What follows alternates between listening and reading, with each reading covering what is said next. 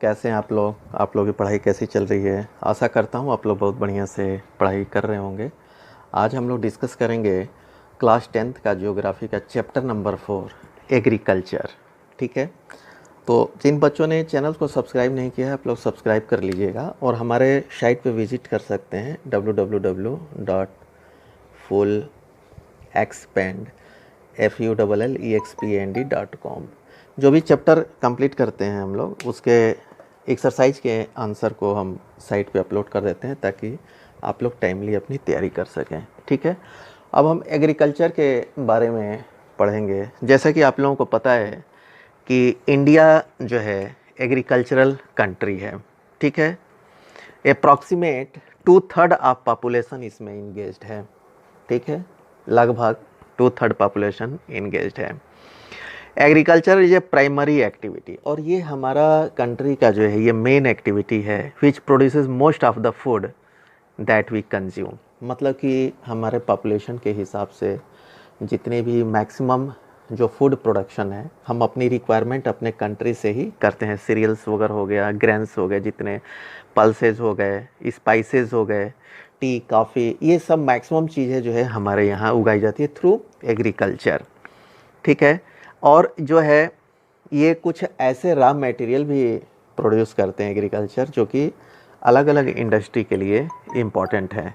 ठीक है, और जैसे कि टी हो गया, ये हम एक्सपोर्ट भी करते हैं। टी, कॉफ़ी, हमारे यहाँ जो कॉफ़ी होता है वो बहुत अच्छी क्वालिटी का है। स्पाइसेस जो है सिंस कॉलोनियल पीरियड जब अंग्रेज़ हमारे यहाँ थे उसी समय से स्पाइसेस भी हमारे यहाँ से जो है एक्सपोर्ट होता रहा है। तो ये सब कुछ चीज़ें हैं जो हम एक्सपोर्ट भी करते हैं। ठीक है, तो इस तरह हम देखते हैं कि एग्रीकल्चर जो है हमारे कंट्री के लिए बहुत बड़ा जो है बेस है। ठीक है, इकोनॉमिक पॉइंट ऑफ व्यू से भी, और जैसे कि हम इसमें रोज़गार भी पैदा करता है, जीडीपी में अच्छा खासा इसका पार्टिसिपेशन भी होता है। अब हम देखेंगे पहले तो टाइप्स ऑफ फार्मिंग हम एक एक करके देखेंगे।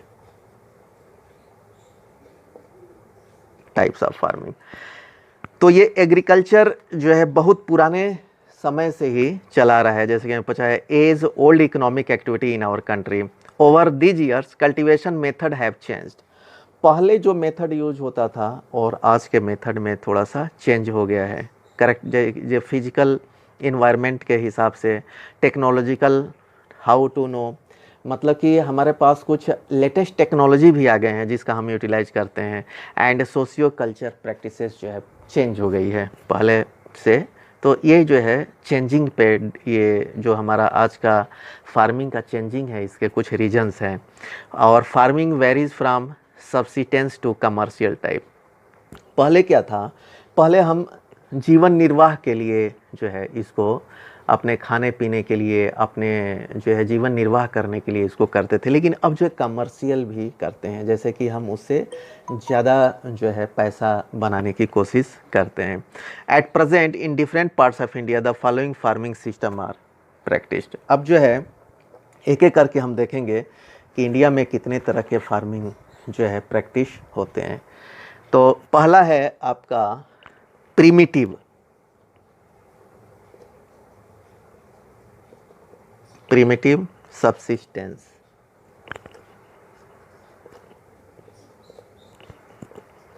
फार्मिंग। ठीक है, प्रिमिटिव सबसिस्टेंस फार्मिंग। तो this type of farming is still practice in few pockets of India. Primitive मतलब क्या होता है, प्राचीन तरीके से। जैसे कि पहले हमारे पास हो था, दाव था, डिगिंग्स कुछ स्टिक से, खुरपी था, इसी से हम जो है उसको करते थे। ठीक है, और सब्सिटेंस मीन्स होता है आपका निर्वाह, गुजारा करने के लिए। तो पुराने तरीके से हम अपना गुजारा करने के लिए जो फार्मिंग करते थे उसको हम बोलते हैं primitive subsistence farming. Primitive subsistence agriculture is practice on small patch of land with the help of primitive tools. जैसे कि मैंने आपको बताया कि हो, दाव और डिगिंग स्टिक्स होते थे।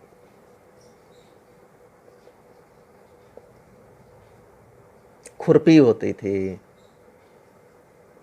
तो इन सब चीज़ों से ही जो है ट्रेडिशनल तरीके से हम जो फार्मिंग करते थे, ठीक है। और ये जो प्रिमिटिव सब्सिस्टेंस फार्मिंग था वो जो है मानसून पे डिपेंड करता था, ठीक है। और जो है नेचुरल फर्टिलिटी, जो सॉइल की जो नेचुरल फर्टिलिटी थी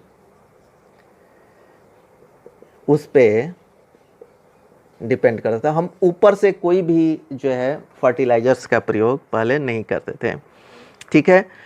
और इन्वायरमेंट का कंडीशन कैसा है, इन सब चीज़ों पे ये खेती होती थी। It is a slash and burn agriculture, इसको हम स्लैश एंड बर्न एग्रीकल्चर बोलते हैं। इसमें होता क्या है, it is a method of farming that involves clearing land. पहले हम खेत को साफ़ करते हैं, तो कैसे साफ़ करेंगे, जो भी उसमें जो प्लांट्स वगैरह होंगे जो सूखे होंगे या जो भी है उसको हम जला देते थे वो लोग जो है, फिर में, ठीक है। और वहाँ पे फार्मिंग जो है शॉर्ट पीरियड के लिए होता था। एक जो है जो उसमें कल्टीवेशन उन्होंने कर लिया, एक ग्रेन जो है उसमें उगा लिया, उसके बाद जो है उस लैंड को छोड़ करके दूसरी जगह पे चले जाते थे। तो इन बिटवीन क्या होता था कि फिर जो है उस लैंड की फर्टिलिटी रिजुविनेट हो जाती थी, ठीक है। तो it is a slash and burn agriculture. Farmers clear a patch of land and produce cereals and other food crops to sustain their family. अब यहाँ पे देखिए सस्टेन देयर फैमिली मतलब ऐसा नहीं था कि उनको बहुत पैसा था, मतलब बहुत पैसे की ज़रूरत थी, इकोनॉमिकल वो यूज़ नहीं करते थे। ये जो है कमर्शियल के लिए वो यूज़ नहीं करते थे।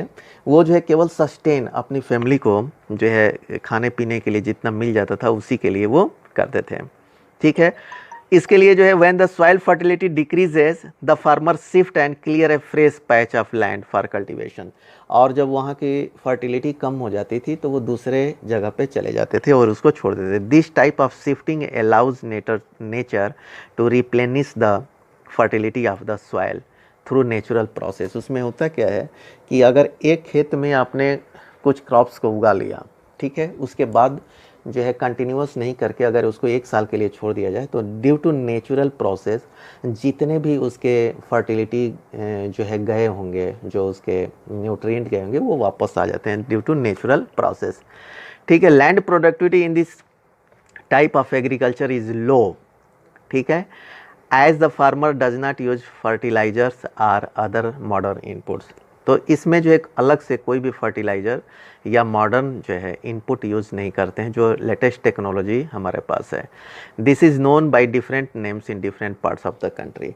और ये जो है इसका नाम जो है अलग अलग पार्ट के कंट्री में अलग अलग, कहीं पे झूमिंग फार्मिंग बोलते हैं, ठीक है, कहीं पे खील बोलते हैं, ब्रिंगा। तो ये अलग अलग स्टेट्स में अलग अलग जो है ये इसको हम बोलते हैं। तो दिस इज़ द, हमने देख लिया कि प्रिमिटिव सब्सिस्टेंस फार्मिंग क्या है। अब देखेंगे इंटेंसिव, सेकंड है आपका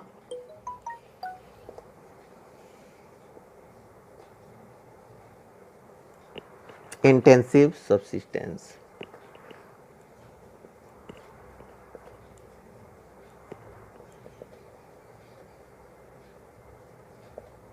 इंटेंसिव सब्सिस्टेंस फार्मिंग, इसमें क्या होता है कि इसमें इससे पीछे वाले प्रिमिटिव में हमने देखा कि जो है वहाँ पे एक जगह से दूसरी जगह पे लोग चले जाते हैं, मतलब वहाँ पॉपुलेशन जो है बहुत कम है, ठीक है। लेकिन यहाँ पे this type of farming is practice in area of high population pressure on land, जहाँ पे बहुत ज़्यादा पॉपुलेशन है। It is a labour intensive farmer. एक तो यहाँ पे पॉपुलेशन जो है ज़्यादा होगा और ये लेबर इंटेंसिव है।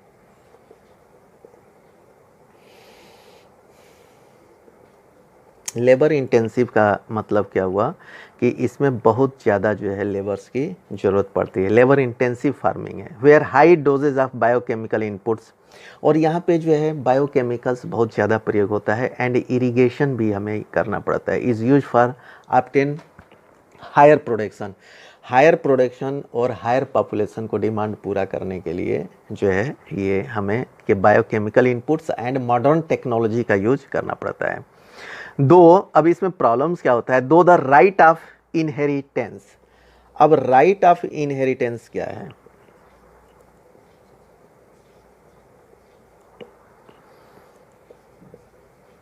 राइट ऑफ इनहेरिटेंस क्या है, अपने यहाँ इंडिया में जैसे एक फादर हैं, उनके दो लड़के हैं, ठीक है, अगर वो एक्सपायर हो गए तो जो भी लैंड का टुकड़ा होगा that will be divided into 2 part. ठीक है, अब जो है ये अब एक और दो भाई हो गए, अब इनके जो है दो लड़के हो गए, इनके दो लड़के हो गए, फिर ये लैंड को दो पार्ट में डिवाइड करना पड़ेगा। तो इससे क्या प्रॉब्लम होगा? इससे प्रॉब्लम ये होगा कि population is increasing, land is still same, तो उस पर जो है प्रेशर ज़्यादा हैगा। प्रेशर ज़्यादा का मतलब क्या? लैंड पे प्रेशर ज़्यादा का मतलब क्या हुआ कि उस पर कल्टीवेशन हम जो है ज़्यादा करेंगे। ठीक है, जैसे कि हम अगर एक बार हम छोड़ दे, पहले क्या था कि अगर लैंड ज़्यादा है, खाने वाले कम हैं, तो उसको हम छोड़ देते थे ताकि नेचुरल प्रोसेस से वो जो है रिप्लेनिश हो जाता था जो भी उसके न्यूट्रिएंट थे जो मिट्टी का। लेकिन जो है यहाँ पे हम नहीं छोड़ सकते, तो इसको हम बोलते हैं लैंड प्रेशर।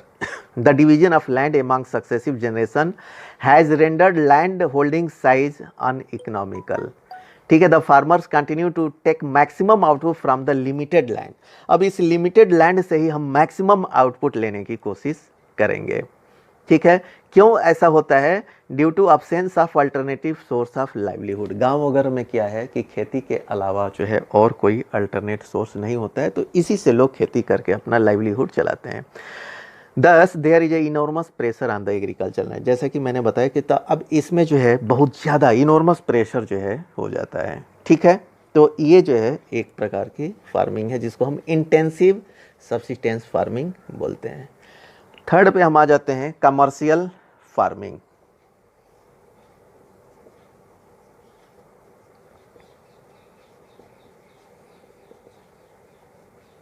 जैसा कि नाम से आपको पता चल रहा है कमर्शियल फार्मिंग, यहाँ पे जो भी फार्मिंग होता है वो जो है कमर्शियल लेवल पे होता है, मतलब बहुत बड़े ज़्यादा लेवल पे होता है। वहाँ पे आपका जो है सब्सिस्टेंस जो है काम नहीं करता, या प्रिमिटिव तरीके से हम इसमें काम नहीं करते। इसमें लेटेस्ट टेक्नोलॉजी यूज़ करते हैं, high yielding variety of seeds use करते हैं, इंसेक्टिसाइड, पेस्टिसाइड्स। तो मतलब कहने का मतलब क्या है कि इसमें हम अपने ग्रो को, अपने इसमें क्रॉप्स को उगाने के लिए लेटेस्ट टेक्नोलॉजी का यूटिलाइजेशन करते हैं। ठीक है, the main characteristic of this type of farming is the use of higher dose of modern input. मतलब कि higher dose of modern input में सब आ जाएगा, आपका लेटेस्ट टेक्नोलॉजी आ जाएगा, पेस्टिसाइड्स आ जाएगा, इंसेक्टिसाइड्स आ जाएगा, फर्टिलाइजर्स आ जाएंगे। ठीक है, सब कुछ जो है इसमें आ जाएगा। और हाई यील्डिंग वेराइटी सीड्स, जो इसमें हम सीड्स यूज करते हैं वो हाई यील्डिंग वेराइटी। कुछ सीड्स ऐसे होते हैं जिनसे जो प्रोडक्शन बहुत ज़्यादा होता है, मतलब कि वो हेल्दी सीड्स होते हैं, उसको हम यूज़ करते हैं। केमिकल्स यूज करते हैं, fertiliser, insecticide and pesticides in order to obtain higher productivity. ठीक है, insecticide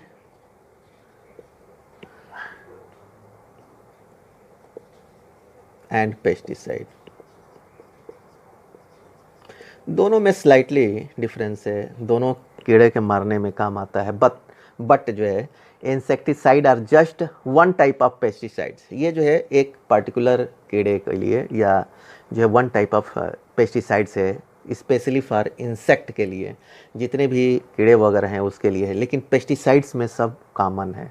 it kills A range of paste including insect हो गया, माइस हो गया, फंगी हो गया, विड्स हो गया, रोडेंट्स हो गया, इन सबको जो है ये पेस्टिसाइड्स किल करता है। ठीक है, तो इस कमर्शियल फार्मिंग में हमने क्या देखा कि इसमें जो है लेटेस्ट टेक्नोलॉजी यूज़ करते हैं, और जो लेटेस्ट डेवलपमेंट्स होते हैं, फर्टिलाइजर्स होते हैं, इन सब को हम यूज़ करते हैं। ठीक है, अब एग्जांपल के तौर पे हम लेते हैं कि हरियाणा में अगर राइस उगाया जाता है तो that will be the commercial. ठीक है, लेकिन वही अगर उड़ीसा में देखेंगे तो that will be subsistence. Subsistence means क्या? वही वहाँ के लोग जो है चावल को ज़्यादा खाते हैं, उसी पे डिपेंड हैं। बट हरियाणा में क्या है, हरियाणा में चावल नहीं खाया जाता है, बट उसको जो है उगाया जा रहा है। इट मीन्स जो है वो कमर्शियल लेवल पे उगा करके फिर उसको जो है बेचा जाएगा। ठीक है, तो ये जो है कमर्शियल का होता है। Plantation is also a type of commercial farming. अब इसमें एक प्लांटेशन भी होता है जिसमें कि चाय, काफ़ी ये सब जो उगाए, रबर, शुगर केन, तो ये these are also a commercial plantation.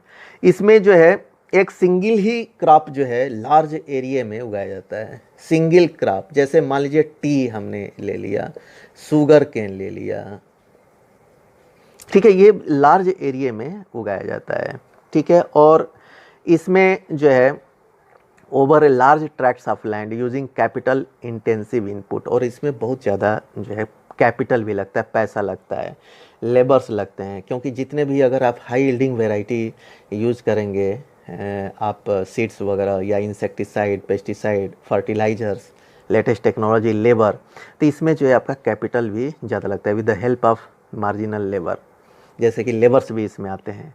All the produce is used as raw material in respective industries, और इसके जो प्रोड्यूस जो भी चीज़ें होती हैं, शुगर केन हो गया या जो है टी हो गया, काफ़ी हो गया, रबर हो गया, ठीक है, ये सब जो है आपके इंडस्ट्री के रॉ मटेरियल में आते हैं। In India tea, coffee, rubber, sugar cane, banana etcetera are important plantation crops, ठीक है। तो ये जो है टी हो गया, शुगर हो गया, आपका कॉफ़ी हो गया,